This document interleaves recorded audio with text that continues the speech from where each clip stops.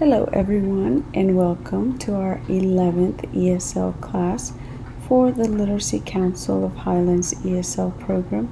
I hope that you've been staying busy and above all staying safe. Hola a todos y bienvenidos a la clase número 11 por parte del Literacy Council de Highlands.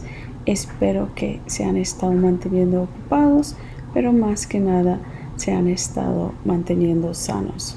Bueno, comencemos la lección. Alright, so for today's lesson, we are going to talk about the election. And unless you have been living under a rock, which is a way to say that you are not aware of a big event that is going on, you've probably seen and heard about the election 24/7. It's on the radio, it's on TV, it's in magazines, it's on social media, everywhere. So I thought we would talk a little bit about some vocabulary that you're probably hearing about and just look at some things that you might not know about the U.S. election process. The first thing I want to look at though, or I want you to see, is this short video by USA.gov that just shows what it takes to become a president, and then we'll sort of delve into some of the words and phrases and things that we'll see in here, okay? So let's get started on this.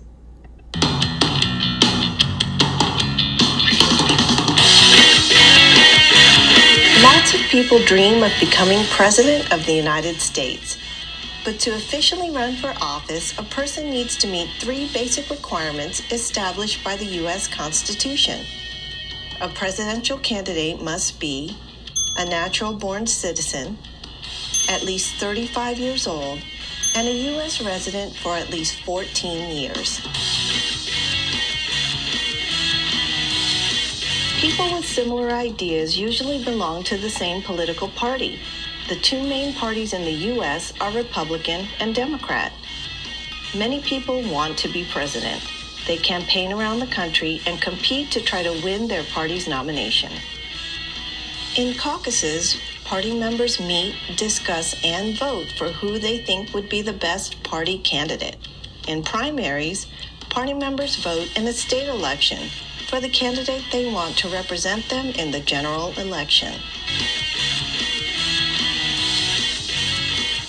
After the primaries and caucuses, each major party, Democrat and Republican, holds a national convention to select a presidential nominee. The party's presidential nominee announces his or her choice for vice president. The presidential candidates campaign throughout the country to win the support of the general population. On election day, people in every state cast their vote. When people cast their vote, they are actually voting for a group of people called electors. The number of electors each state gets is equal to its total number of senators and representatives in Congress. A total of 538 electors form the Electoral College. Each elector casts one vote following the general election. The candidate who gets 270 votes or more wins. The newly elected president and vice president are then inaugurated on January 20th. So I hope the video gave you a good and brief overview of the election system, and here is the information graph that we saw, or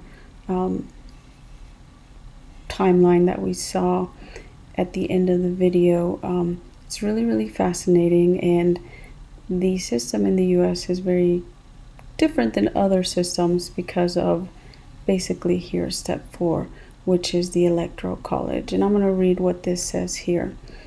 In the Electoral College system, each state gets a certain number of electors based on its representation in Congress. Each elector casts one vote following the general election, and the candidate who gets more than half, 270, wins. So as you can see here, states like California, because of their population size, in Texas, they get a lot of electoral college votes. So candidates usually try to vie for those states, although California normally tends to go to the Democratic candidate, and Texas, which is the second largest state as far as electoral college votes, tends to go Republican. And that's subject to switch as time goes on, or as different candidates get in. But historically, in the last few elections, that's how it's been. So right now we are in step 3, the general election. People have started voting already. Some people have sent in their ballot by mail or taken it to the places where they're accepting it, like the courthouses. And then some states like North Carolina will start early voting or have already started early voting. That means people don't have to wait until November 3rd in order to vote. They can vote before then. So I think North Carolina starts October 15th. So a lot of people, I think, especially because of the COVID-19 pandemic, will be voting early so they don't have to all go on November 3rd. All right, let's look at some of the vocabulary that you'll be hearing. And, here you see some of it, so please go over it, and then we'll go over a few additional terms in the next few slides, okay? So here is the vocabulary, the first sheet of the vocabulary that we'll go over. There are a lot of words, and I'm not going to go over all of them, but I will pick out a few that we can go over that you're most likely going to hear during this month and next month, and hopefully not the month after, but we'll see. Okay, so in this first one, let's look at ballot box. A ballot box is a printed form or other item used in voting. Marked ballots are put into the ballot box. So your ballot is what you're going to actually cast your vote on. They can be paper ballots, which is what I do here in North Carolina. You fill in the candidates that you want, and then you feed it through a machine. So a ballot box. Campaign. Course of action designed to influence voters in an election. So you have been hearing this word a lot. The presidential campaign, or Joe Biden's campaign, or Trump's campaign, you hear that a lot. So now you know that it is a course of action designed to influence voters in an election. A candidate. So we have two main candidates running for presidency. There are additional candidates. There's usually a Libertarian Party candidate or sometimes a Green Party candidate. And usually those candidates don't have as much money as the two main party candidates, and thus you don't hear about them a lot. So a candidate is a person who seeks or is put forward by others for a political office. So you have the Democratic Party candidate and the Republican Party candidate. Those are the two main ones in this election. So a citizen, a person who was born in or chooses to live in and become a member of a country. A resident is a person who lives in a specific jurisdiction. Congress is the legislative group consisting of the House of Representatives and the Senate. Constituency are all the voters of a particular district. County, a major unit of local government. So we are in, or the Literacy Council is in Macon County. A delegate is a person given power or authority to vote for others, a representative. Democrat, a member of the Democratic Party, one of the two major political parties. Elect, choose by voting. All right, the next sheet. Election campaign, a series of operations designed to win votes for a certain candidate.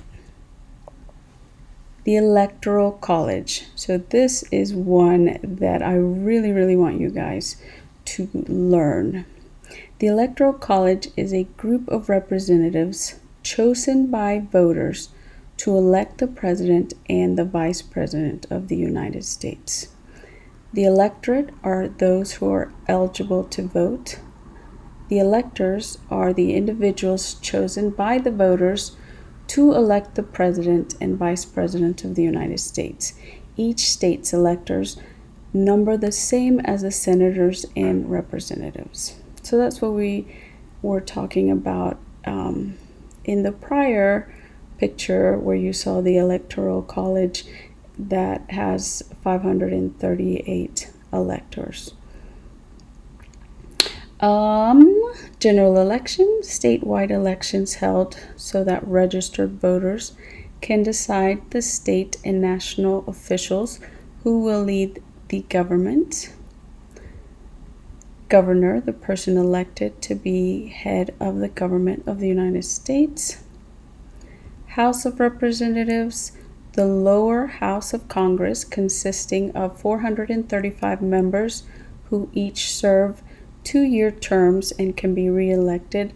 So one thing that I think a lot of people forget is that the election right now is not just about the president.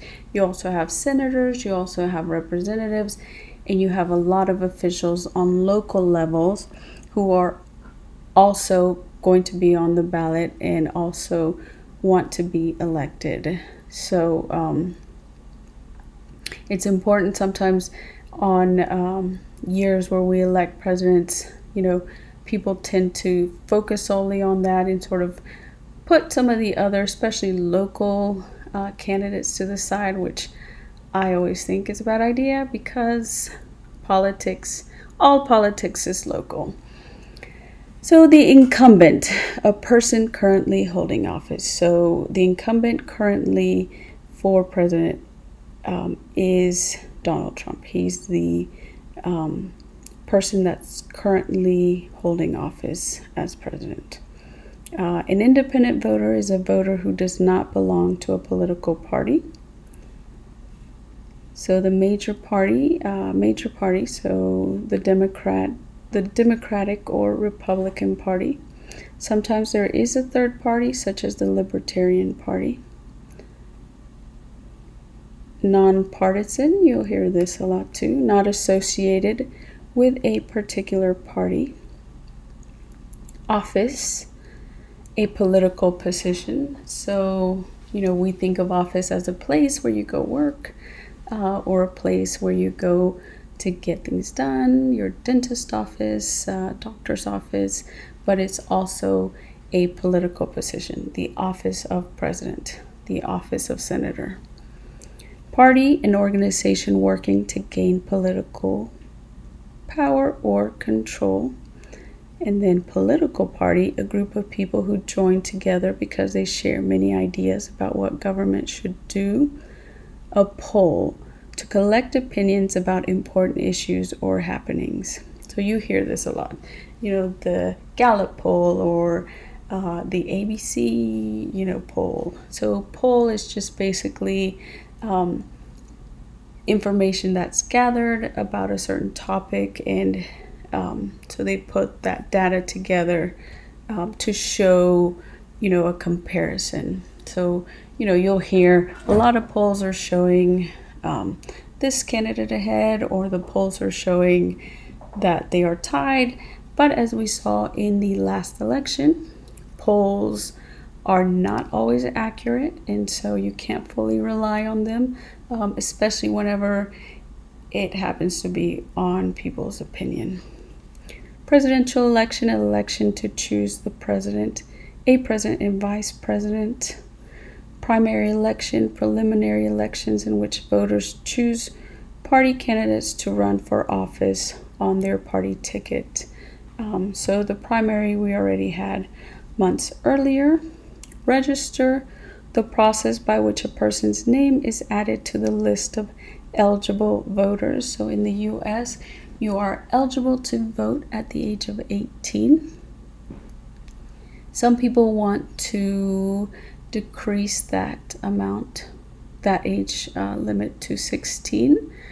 I'm not sure what your opinion is on that. Some 16-year-olds could probably make good decisions and some probably not. But then again, that's the case for everyone. Republican, a member of the Republican political party, one of the two major political parties. Senate, the upper house of the Congress, with 2 members from each state, 100 members total, who each serve 6-year terms. State House, Senate, and Legislature.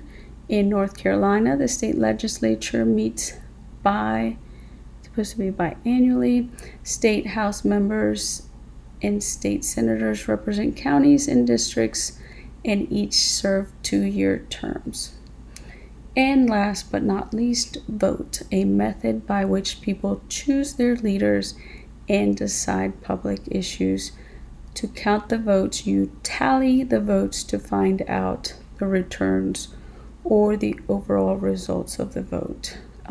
So as we have seen in past elections, sometimes, especially whenever the votes are very, very close, we don't get the results right away. It could be days, it could be weeks.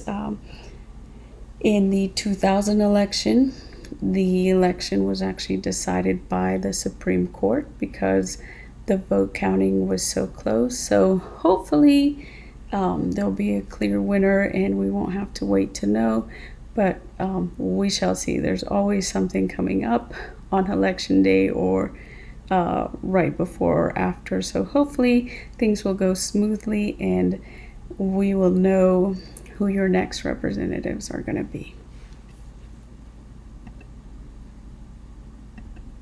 All right, so I'm going to play a short clip from just a local news station that I randomly found, but I want you to see if you can pick out some of the words that we went over. This one is just solely about early voting, but just look at the images and see if you see anything that we looked at in the vocabulary, and just listen to see what you can pick up. All right.